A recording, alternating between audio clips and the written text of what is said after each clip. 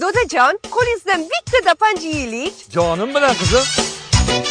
Men bugun Begzadi oilaviy restoraniga keldim. Bu yerda Uyg'ur oshxonasining eng go'zal taomlaridan biri dapanji tayyorlaymiz. Tovuq go'shtini bo'laklarga ajratib, ketidan sabzavotlar va zanjabilni ham to'g'rab olamiz.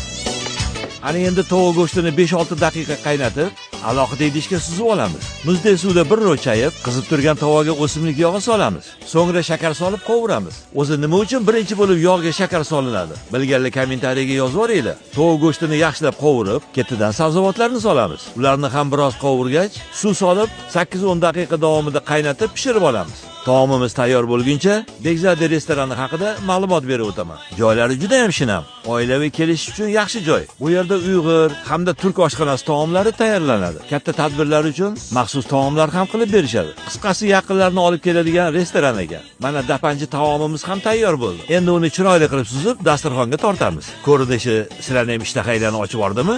Dodajon, qo'llaringiz dard ko'rmasin, juda ham chiroyli chiqibdi. Oling qizim, yoqimli ishtaha.